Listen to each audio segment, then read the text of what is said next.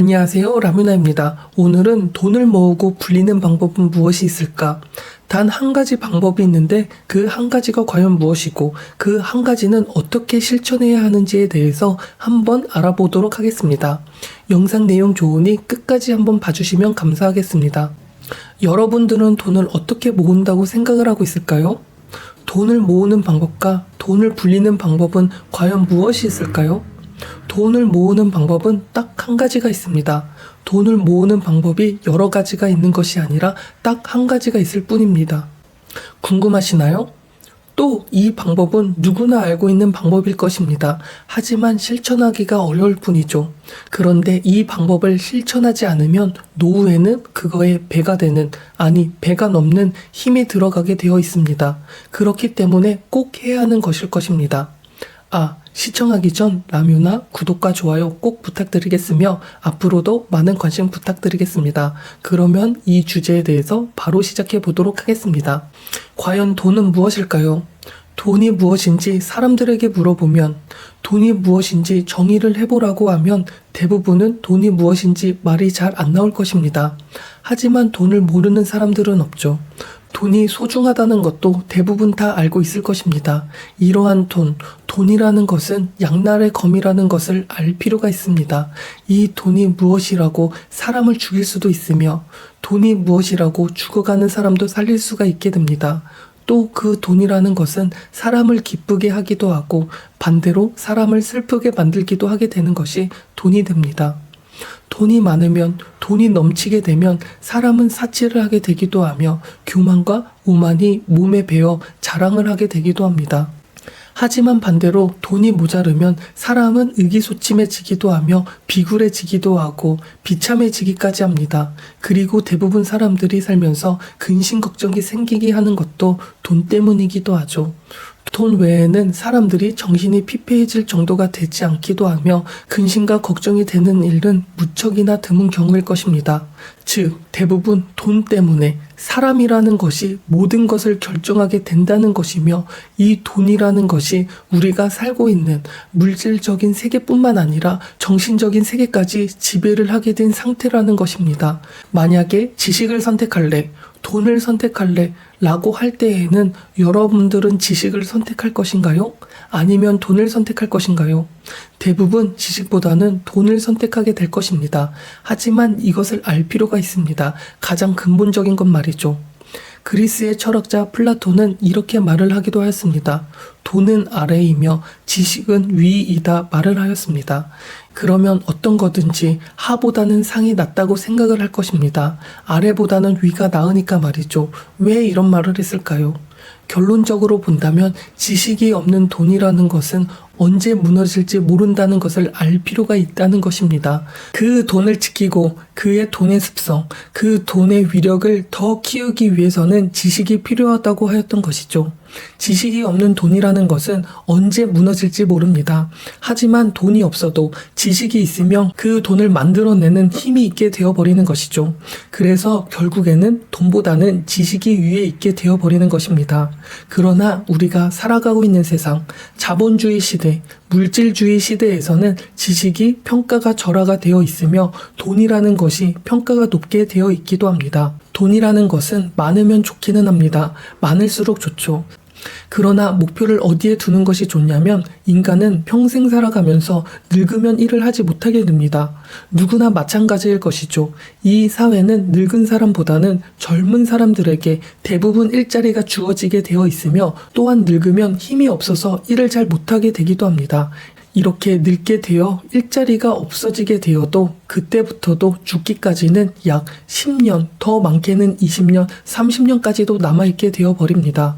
그래서 돈은 내가 평생 죽을 때까지 먹고 사는데 지장이 없을 정도만 가지고 있는 게 좋습니다. 이게 문제인 것입니다. 늙어서도 돈이 없어서 돈을 벌 능력이 없는데 어떻게 굶어 죽지 않고 살까? 이건 말입니다. 우리는 이것 때문에 노력을 하고 있다고 생각을 해야 하는 것입니다. 이것보다 더 오바가 되는 사람이 사치를 하게 되는 것이고 교만이 생기는 것임을 알 필요가 있습니다. 제가 어떤 말을 하고 싶은지 눈치를 채셨을까요? 이렇게 생각을 해보고 다시 본론으로 넘어가 보도록 하겠습니다. 부자가 되는 방법, 돈을 모으는 방법은 그렇다면 무엇이 있을까요? 딱 한 가지일 것입니다. 바로 절약이라는 것입니다. 이 방법 말고는 돈을 벌어서 부자가 되는 방법은 없을 것입니다. 제가 지금 하는 말은 누구나 알고 있을 말이며 그래서 다시 한번 상기시켜 드리는 것이고 몰랐던 것을 새롭게 말하려고 하는 것이 아닙니다. 즉 동기부여를 해드리려고 하는 것뿐입니다. 그렇다면 절약은 무엇일까요? 다 알고 있을 것입니다. 하지만 이것도 돈처럼 표현을 하려고 하면 또 모르게 됩니다. 절약이라는 것은 부지런하고 검소하고 절약하고 내일을 위해서 오늘 꼭 써야 될 돈만 쓰고 모으는 것이 절약이 될 것입니다. 부자가 된 사람들은 부모에게 물려받은 사람들 이외에 자수성가를 비롯하여 본인이 스스로 일어나서 부자가 되고 재력을 쌓은 사람들의 이야기를 하는 것이지 부자인 부모에게 물려받은 사람을 이야기하는 것이 절대 아닙니다. 즉 어느 누구를 막론하고 99% 이상은 다 절약을 했기 때문에 돈을 모아서 불린 것입니다. 즉 안 써야 한다는 것이고 그 방법밖에 없다는 것입니다. 그런데 절약하는 방법은 누구나 알고는 있지만 그게 쉽지 않을 것입니다. 절약을 한다는 것이 처음에는 몸에 배어야 하는 것이고 습관이 되어야 하는 것인데 그게 쉽지 않으니까 말이죠. 그런데 그게 습관이 되어버리면 나중에는 절약만큼 쉬운 것도 없게 되는 것이 절약이 됩니다. 그렇기 때문에 처음부터 한 걸음 한 걸음 가는 것이 중요하며 오늘, 아니 당장 지금부터 절약을 실천해 봐야 하는 것입니다. 작은 것부터 천천히 말이죠. 요즘 대부분 커피를 즐겨 마실 것입니다. 저 또한 하루에 2-3잔은 커피를 마시고 있으니까 말이죠. 여러분들은 하루에 커피를 몇 잔 정도 마시고 있나요? 대개 한 잔, 많게는 5-6잔 정도 먹기도 하실 텐데 이런 것 하나하나 소비를 줄이는 습관을 가질 필요가 있는 것입니다. 커피뿐만 아니라 쇼핑도 마찬가지입니다. 쇼핑도 가격이 저렴하다고 부담스럽지 않아서 온라인이나 오프라인에서 하나씩 사다 보면 그게 과소비가 될 것입니다. 그렇기 때문에 사소한 것 하나도 신중하게 이것 꼭 필요한 것인가 생각을 해보고 사는 습관을 가질 필요가 있습니다. 꼭 필요하지 않은데 쓸모를 떠나서 단지 이뻐서 귀여워서 사는 것이 아마 대부분일 것입니다.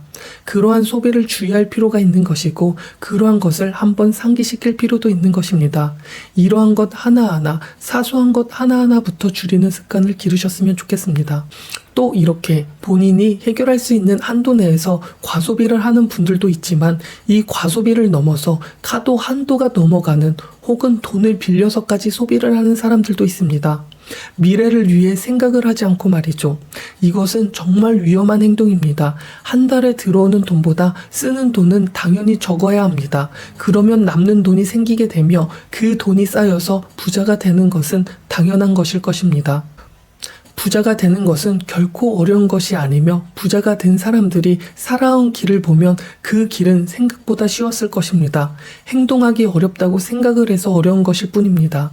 다시 한번 말하지만 돈을 모으는 방법은 절약 딱 하나입니다. 절약을 어떻게 할까? 내일을 위해서 또는 나의 노후를 위해서 오늘 하루하루 꼭 필요로 하는 돈만 사용하고 그 다음에는 그 돈을 모으셨으면 좋겠습니다. 그러면 그 다음에 절약을 해서 모은 돈을 어떻게 불리면 될까요? 여기에도 몇 가지가 없습니다. 첫 번째는 자기 사업에 돈을 쓰면 되는 것입니다. 절약한 돈을 말이죠. 그리고 두 번째는 투자를 하면 되는 것입니다. 주식이나 부동산 혹은 벤처기업 등 괜찮은 곳에 투자를 하는 것입니다. 이 방법은 우리나라뿐만 아니라 전 세계 어디든지 다 똑같은 방법으로 부를 축적해 나가는 방법에 속합니다. 주식을 사셨다면 아무 이름 모를 주식을 사는 것이 아니라 이름이 알려진 주식을 사고 그 다음에는 그 주식을 절대 팔지 말아야 하는 것입니다. 이것은 복리효과로 돈이 돈을 불리게 하고 이것이 나중에는 스노우볼 효과를 일으켜 눈덩이처럼 불어나게 될 것입니다. 모든 부자는 이러한 과정을 거쳤습니다.